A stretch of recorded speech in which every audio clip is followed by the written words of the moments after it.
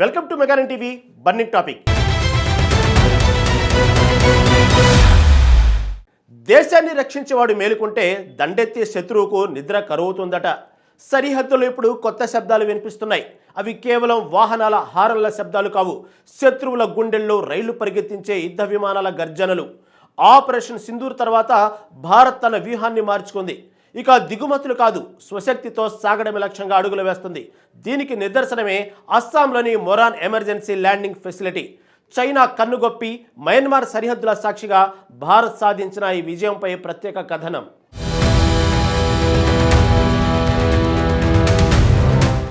దేశ రక్షణ రంగంలో భారత్ సరికొత్త చరిత్రను లిఖిస్తోంది. ఒకప్పుడు ఆయుధాల కోసం ఇతర దేశాల వైపు చూసిన మనం నేడు ఆత్మ నిర్భర్ భారత్ నినాదంతో గ్లోబల్ డిఫెన్స్ హబ్గా ఎదుగుతున్నాం.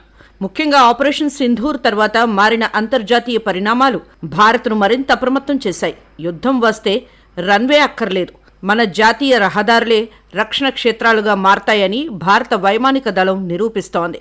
అస్సాం గడ్డపై సుఖోయ్, రాఫెల్ విమానాలు చేసిన విన్యాసాలు డ్రాగన్ దేశానికి పంపిన హెచ్చరికలే.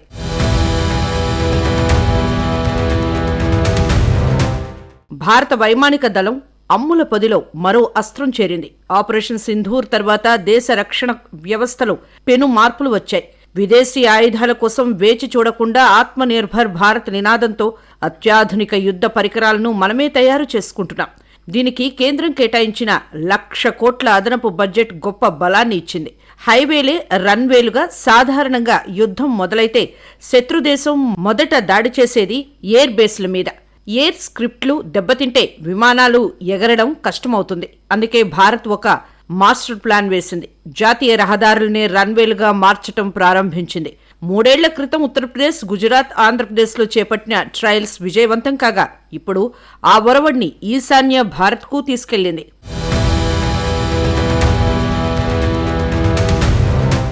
తాజాగా భారత వైమానిక దళం ఈశాన్య భారతదేశంలో కీలక ఘట్టాన్ని ఆవిష్కరించింది. అస్సాంలోని మొరాన్ వద్ద ఉన్న NH-127 పై యుద్ధ విమానాల ల్యాండింగ్ ట్రయల్స్ అద్భుతంగా నిర్వహించింది. పిల్లికి చెలగాటం, ఎలుకకు ప్రాణ సంకటం అన్నట్లుగా సరిహద్దుల్లో శత్రువు చిన్న తప్పు చేసినా కనురెప్పపాట్లో స్పందించేలా అస్సాం తీరులో ఈ ELF నిర్మాణం జరిగింది.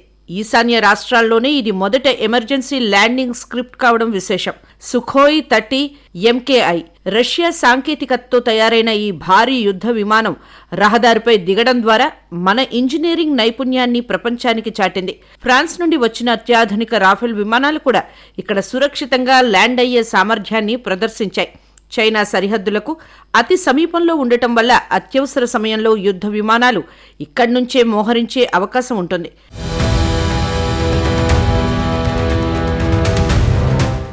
దేశ రక్షణ కోసం ప్రభుత్వం 1,00,000 కోట్ల రూపాయలను అదనంగా కేటాయించడం సాధారణ విషయం కాదు.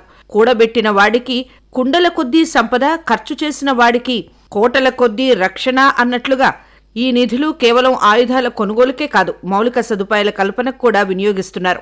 మొరాన్ వంటి ప్రాంతాల్లో రహదారులను నిర్మించడం అంటే అది కేవలం ప్రయాణ సౌకర్యం కోసం మాత్రమే కాదు, దేశ సమగ్రతను కాపాడటం కోసం. ఇక్కడ రోడ్లు అత్యంత పటిష్టంగా, విమానాల టైర్ల రాపిడ్ని, వేగాన్ని తట్టుకునేలా ప్రత్యేక కాంక్రీట్తో నిర్మించారు.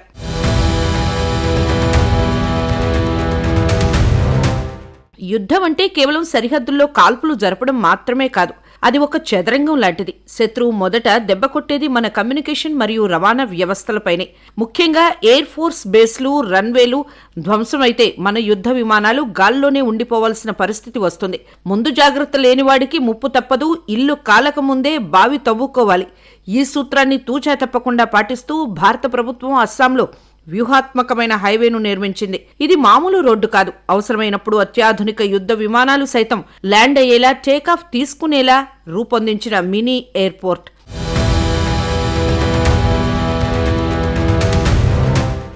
అస్సాంలోని ఈ ప్రత్యేక రహదారి 4.2 కిలోమీటర్ల మేర 4 లేన్ ఫార్మాట్లో అత్యంత పటిష్టంగా నిర్మించబడింది. సాధారణ హైవేలతో పోలిస్తే ఇది మందం, నిర్మాణంలో వాడే మెటీరియల్ నాణ్యత చాలా ఎక్కువగా ఉంటుంది. సుమారు 20 నుంచి 30 టన్నుల బరువుండే సుఖోయ్, రాఫెల్ వంటి యుద్ధ విమానాలు వేగంగా ల్యాండ్ అయినప్పుడు వచ్చే ఒత్తిడిని తట్టుకునేలా దీన్ని డిజైన్ చేశారు. నిర్మాణ విశేషాలు: ఈ స్క్రిప్ట్ ఇరువైపులా ఎటువంటి విద్యుత్ స్తంభాలు, చెట్లు లేకుండా జాగ్రత్త పడ్డారు. సమీపంలో సైనిక కార్యకలాపాల కోసం ప్రత్యేక పార్కింగ్ బేలు, కంట్రోల్ టవర్లు ఏర్పాటు చేసే వెసులుబాటు ఉంది. అత్యవసర సమయాల్లో కమాండ్ సెంటర్లుగా ఉపయోగించుకునేలా సమీపంలోని ప్రభుత్వ భవనాలను కూడా సిద్ధం చేస్తున్నారు.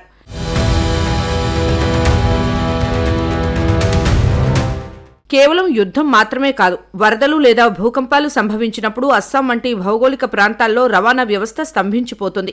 అటువంటి సమయంలో భారీ కార్గో విమానాల ద్వారా ఆహారం, మందులు, సహాయక బృందాలను తరలించడానికి ఈ హైవే రన్వేగా మారుతుంది. ఆపదలో ఆదుకునేవాడే అసలైన బంధువు. ఈ రహదారి మన దేశానికి రక్షణ బంధువు.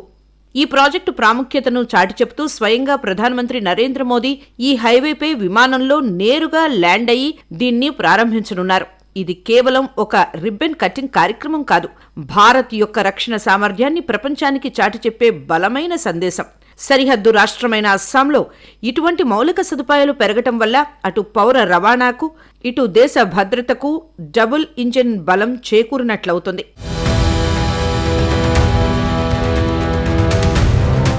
తూర్పు దిక్కున సూర్యుడు ఉదయించడమే కాదు, ఇప్పుడు భారత పరాక్రమం కూడా అదే దిశగా ప్రకాశిస్తోంది. అస్సాం కేవలం తేయాకు తోటల నిలయం మాత్రమే కాదు, ఇప్పుడు దేశ భద్రతకు అసలైన చిరునామాగా మారింది. చైనా, మయన్మార్ సరిహద్దుల్లో డ్రాగన్ కవ్వింపులకు చెక్ పెడుతూ విపత్తు వేళ ఆపన్న హస్తం అందిస్తూ ఇండియన్ ఎయిర్ ఫోర్స్ తన యుద్ధ సామర్థ్యాన్ని రెట్టింపు చేసుకుంది. భారతదేశ మ్యాప్ను ఒకసారి పరిశీలిస్తే ఈశాన్య రాష్ట్రాలు మన దేశానికి ఒక రక్షణ కవచం లాంటివి. అందులో అస్సాం ఒక వ్యూహాత్మక కేంద్రం. భౌగోళికంగా చూస్తే అస్సాం చుట్టూ ఉన్న అంతర్జాతీయ సరిహద్దులు ఈ ప్రాంతాన్ని అత్యంత సున్నితమైనదిగా మారుస్తాయి. ఇక్కడ ఈఎల్ఎఫ్ కాకపోతే సమీకరణాలు పూర్తిగా మారిపోతాయి. ముందు జాగ్రత్త లేని మొండివాడు యుద్ధంలో గెలవలేడు. అవును, శత్రువు దాడి చేసే వరకు వేచి చూడటం కంటే శత్రువు కన్ను పడకముందే సిద్ధంగా ఉండటమే అసలైన యుద్ధనీతి.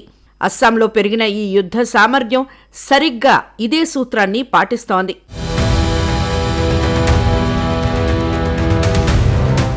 గత కొన్నేళ్లుగా సరిహద్దుల్లో చైనా తన మౌలిక సదుపాయాలను పెంచుకుంటూ వస్తోంది. వాస్తవాధీన రేఖ వెంబడి డ్రాగన్ చేస్తున్న కవ్వింపు చర్యలకు అడ్డుకట్ట వేయాలంటే మన వైమానిక దళానికి అత్యంత వేగంగా స్పందించే సామర్థ్యం ఉండాలి. అస్సాం సమీపంలోని ఈ వ్యూహాత్మక కేంద్రం వల్ల యుద్ధ విమానాలు అతి తక్కువ సమయంలోనే సరిహద్దులకు చేరుకోగలవు. చైనా, మయన్మార్ సరిహద్దుల్లో జరుగుతున్న కదలికలను ఎప్పటికప్పుడు పసిగట్టే వెసులుబాటు కలిగింది. ఎత్తైన పర్వత ప్రాంతాల్లో యుద్ధం చేయాల్సి వస్తే ఈ కేంద్రం మన సైనికులకు వెన్నుముగ్గా నిలుస్తుంది. ఇప్పుడు అస్సాం గడ్డపై ఏర్పడిన ఈ సామర్థ్యం మన దేశంలో సరిహద్దులకు ఒక బలమైన కంచెలా మారింది. శత్రువు అడుగు వేయాలంటే 100 సార్లు ఆలోచించాల్సిన పరిస్థితి భారత్ కల్పించింది.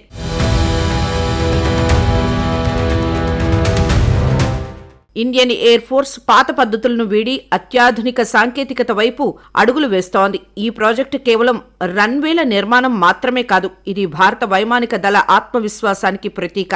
రాత్రి వేళల్లో ప్రతికూల వాతావరణంలో కూడా యుద్ధ విమానాలను సురక్షితంగా ల్యాండింగ్ చేసే సాంకేతికతను ఇక్కడ అభివృద్ధి చేశారు. అత్యాధునిక క్షిపణులు, రాడార్లు మరియు కమ్యూనికేషన్ వ్యవస్థలతో ఈ కేంద్రాన్ని అనుసంధానించారు.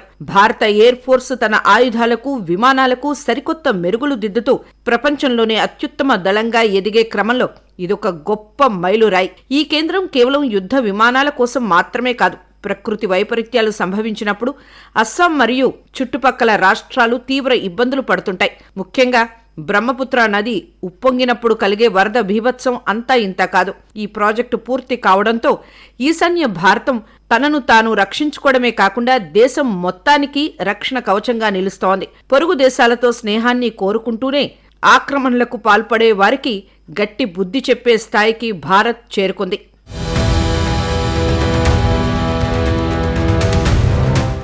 అస్సాం గడ్డపై పెరుగుతున్న ఈ సామర్థ్యం చూస్తుంటే ప్రతి భారతీయుడి గుండె గర్వంతో ఉప్పొంగుతుంది.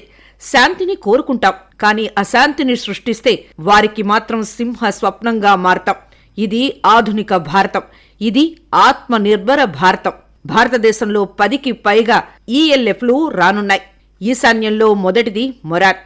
స్వదేశీ టెక్నాలజీతో అభివృద్ధి చేసి ఆత్మనిర్భర్ భారత్కు దోహదపడుతుంది.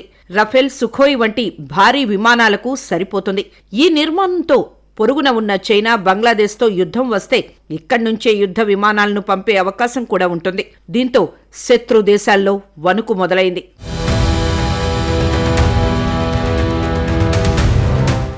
కేవలం యుద్ధమే కాదు, ప్రకృతి విపత్తులు సంభవించినప్పుడు రిలీఫ్ ఆపరేషన్ల కోసం ఈ ఎమర్జెన్సీ ల్యాండింగ్ స్క్రిప్ట్స్ ప్రాణవాయువులా పనిచేస్తాయి.